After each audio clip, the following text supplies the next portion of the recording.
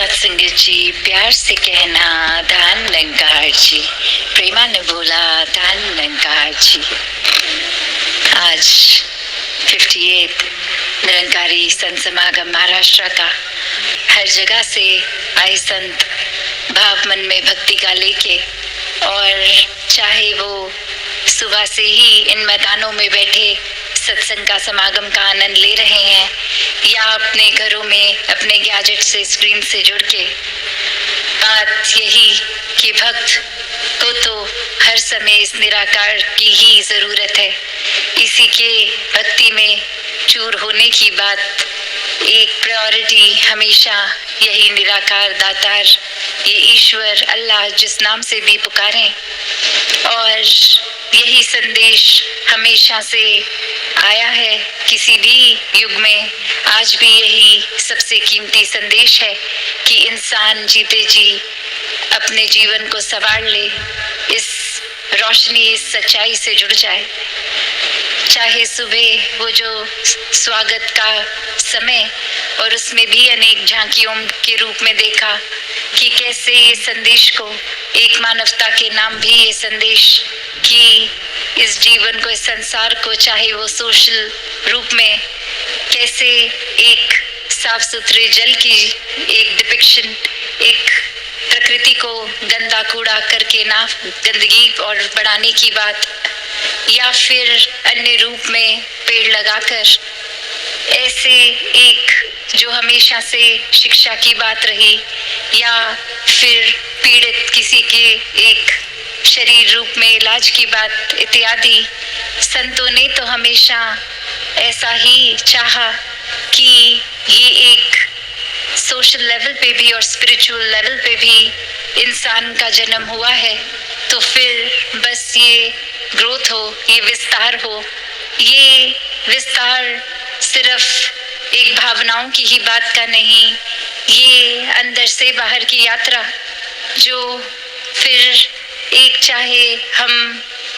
इस बिंदु को ही देखें कि एक सच्चाई जो अपने जगह पे कायम दायम, और कण कण में भी, और जहाँ ये एक फोकस पॉइंट भी, वहाँ इतना असीम विस्तार की ये बीइंग बाउंडलेस वाली बात कि ये कभी ना खत्म होने वाली। तो ऐसी ही सच्चाई भक्तों के हिस्से आई है। और आज भी ये जो बार बार हम अनाउंसमेंट सुन रहे थे कि जीते जी ये ब्रह्म ज्ञान की दात, इस निराकार को जान लिया जाए तो ही जीवन सफल है।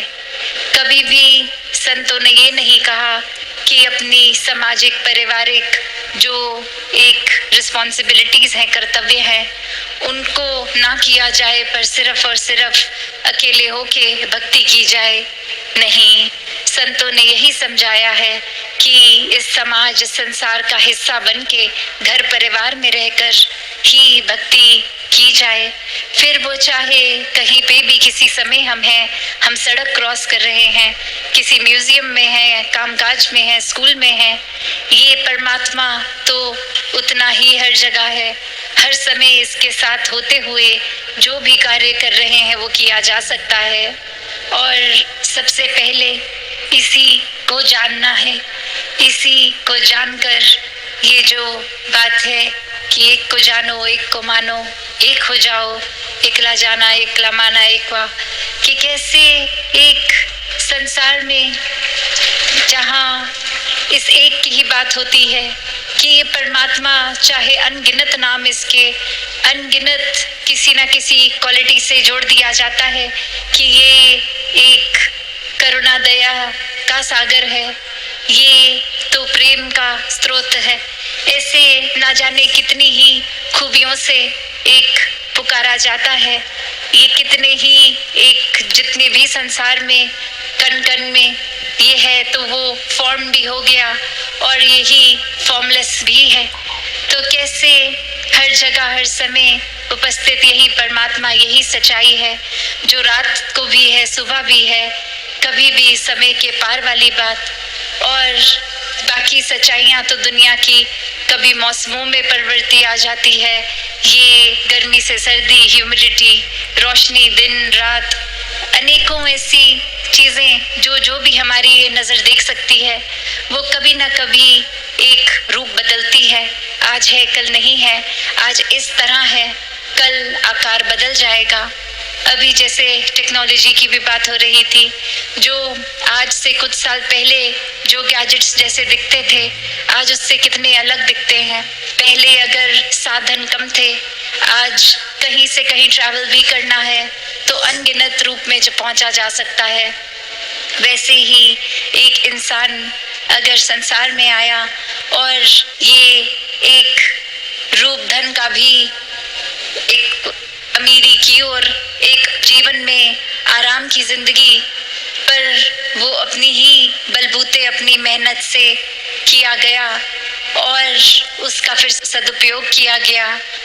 फिर वही जीवन को अगर हम ऐसे भी देखें कि किसी ने ये सारे साधन होने के बावजूद उनका इस्तेमाल तो किया, पर अच्छाई के लिए नहीं, अपना भी नुकसान किया, किसी और का भी। एक उस तरह से जो परमात्मा का शुक्राना बनता है कि कुछ दिया है तो ये भले के लिए ही इस्तेमाल हो, ऐसा किया ही नहीं गया, तो फिर ये जीवन तो फिर बहुत ही एक मुबारक जीवन तो दूर की बात, ये जीवन तो जीवन कहलाने लायक ही नहीं बचा। जहाँ एक इंसान को यही समाज में रहकर ये भरपूर अपनी सुविधाओं को जहाँ यूज भी करना है, उस तरह ये विस्तार है, पर ये जिन्होंने परमात्मा को मन में रखा है, हर समय याद रखा है, ये वो सब चीज़ों का अच्छी तरह इस्तेमाल करते हुए भी फिर भी ये अपनी स्पिरिचुअलिटी को एक सबसे ऊपर रखते हैं, इस निराकार को सबसे ऊपर रखते हैं, और फिर अपने जीवन में एक बंदिश का महसूस नहीं होता कि ये एक दायरा है, एक ये इतना असीम निराकार और कितने ही ये अनगिनत तरीके जिससे इस निराकार के साथ प्यार और मजबूत किया जाए, चाहे वो एक दिल से सिमरन करके, अरदास करके, प्रार्थना करके, चाहे वो संसार में भेदभाव ना करते हुए मानवता की सेवा करके, चाहे किसी का एक किसी रूप में किसी तरह का भी कंफर्ट पहुंचा सकते हैं, दुख तकलीफ दूर कर सकते हैं, वो कार्य करके। और बात सिर्फ वही कि समर्पित भाव हो, वरना अहंकार जहाँ अपनी जगह ले लेता है, फिर तो मन में यही आएगा कि अगर किसी के जीवन को मैंने संवारा तो वो मेरी वजह से हुआ, अगर मैं ना ये मदद करता तो फिर वो इंसान का तो भला नहीं होना था। पर यही एक फर्क सेवा में और मदद में, ये हेल्प नहीं है, ये तो सर्व करना है। और वही संत तो ये खुद को गवा कर सेवा करते हैं, और ये हम्बल हो के एक विनम्रता के साथ कि ये परमात्मा सेवा करा रहा है, शक्ति बल बख्श रहा है, तो ही कुछ हो पा रहा है।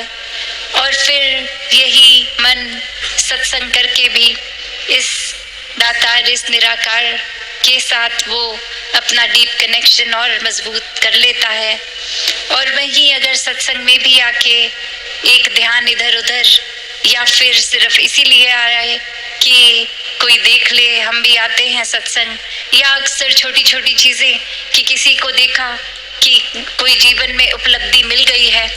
तो एक खुद की ही कैलकुलेशन लगाई कि वो महात्मा तो बहुत रेगुलरली संगत जाते हैं तो हम भी जाएंगे तो हमें भी वो अचीवमेंट मिल जाएगी, या ऐसे कोई भी कारण बना लेते हैं जो एक मूल रूप से एक अपने प्योर रूप से एक भक्ति के दायरे में नहीं, चतुर चालाकियों के दायरे में आता है। और ऐसा करना भी फिर वो सत्संग नहीं है, क्योंकि अगर यही देखें कि ये सत्य का संग है सत्संग, इसमें और कोई भाव की मिलावट आ जाए तो फिर वो सत्संग नहीं रहेगा। तो कैसे अपने जीवन में एक वही बात कि जब ये निराकार पूरा है तो फिर हमारा इस निराकार पे यकीन होना ना होना इस निराकार को पूरे से अधूरा तो बना नहीं देगा। ये तो हर जगह वैसे ही मौजूद रहेगा। एक परमात्मा में विश्वास ना करना, इससे नुकसान तो हमारा ही है। वैसे ही एक कहानी जहाँ एक गुरु और उनके अनेकों शिष्य साथ, और उसमें एक शिष्य एक दिन देखता है कि जब हमारी ये स्थापना हुई थी, ये शुरुआत हुई थी, तो जितने व्यक्ति जुड़े थे अब वो तादाद कम हो गई है और वो जाके अपने गुरु को बताते हैं कि ये काफ़ी व्यक्ति तो कहीं और जुड़ गए हैं, हमसे टूट गए हैं। और फिर वो गुरु का कुछ रिएक्शन नहीं, किसी तरह से कुछ कहते नहीं है, अपनी आनंद में ही वैसे ही भक्ति में लीन। और बार बार ये बोलने पे फिर एक बार समझाते हुए कहते हैं कि जो टूट गए हैं वो तो कहीं जुड़े ही नहीं थे। तो बात वही है कि अगर कोई और वजह से कहीं पे हम जुड़ रहे हैं तो वो एक मन पहले ही अगर सत्संग में नहीं जुड़ रहा, फिर सत्संग पंडाल में बैठना या सत्संग भवन में जाना या ना जाना वो एक ही बात है। और ऐसे ही भाव इस कहानी में भी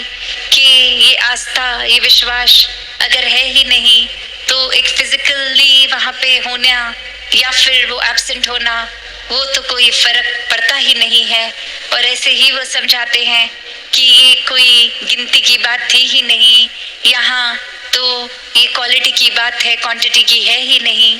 और ऐसे ही वो भाव भी आते हैं जहाँ क्वालिटी भी होती है और क्वांटिटी भी होती है। ये संतों के दिल होते हैं जो ये सच्चाई को पहचान कर एक जहाँ उमड़ उमड़ के सत्संग भी आते हैं, वहाँ मन में भी एक बहुत ही प्यारे प्योर भाव होते हैं, साफ, कि बिल्कुल कोई छल कपट नहीं, सिर्फ इस निराकार के प्रति प्यार, तो निराकार की बनाई इस रचना से प्यार। और यही एकत्व भी कि इस परमात्मा से ब्रह्म ज्ञान रूपी दात के बाद जब प्यार हो गया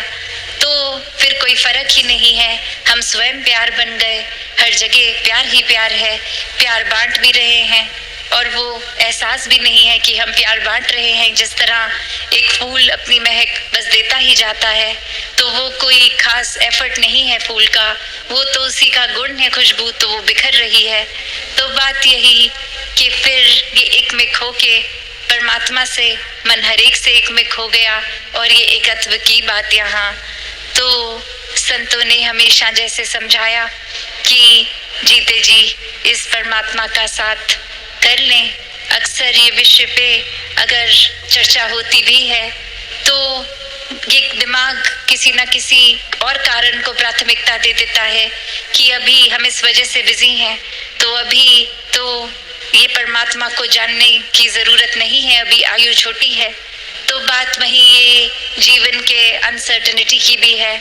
कि ये श्वास तो पता नहीं कब चले जाएंगे, कोई निर्धारित उम्र ही नहीं है, तो किसी का अगला पल है नहीं, पता नहीं, तो उसी पल में इस परमात्मा को जान लिया जाए। तो ये बात कि ये परमात्मा हर जगह है और जैसे ही ब्रह्म ज्ञान होता है तो ये उस परमात्मा से इस परमात्मा के दर्शन हो जाते हैं, क्योंकि ये हर जगह आंखों के सामने हर समय। और भक्तों सोते उठते हर समय जब आंखें बंदी हैं, सो रहे हैं, तो भी ये परमात्मा क्या ही भक्ति रूप उस तरह भी, और खाते पीते खेलते कुछ भी करते हुए ये परमात्मा ही हर समय साथ इसके एहसास में ही जीते हैं। तो ऐसा भक्ति भरा जीवन हर किसी के हिस्से आए और हर कोई अपने जीवन में जहाँ एक जितनी भी उपलब्धियों को प्राप्त करे वो मुबारक उपलब्धियां हैं अपनी मेहनत, अपने हार्डवर्क से। पर वहीं अगर वो अचीवमेंट्स पे ही फोकस करते गए और अपनी स्पिरिचुअल ग्रोथ को इग्नोर किया,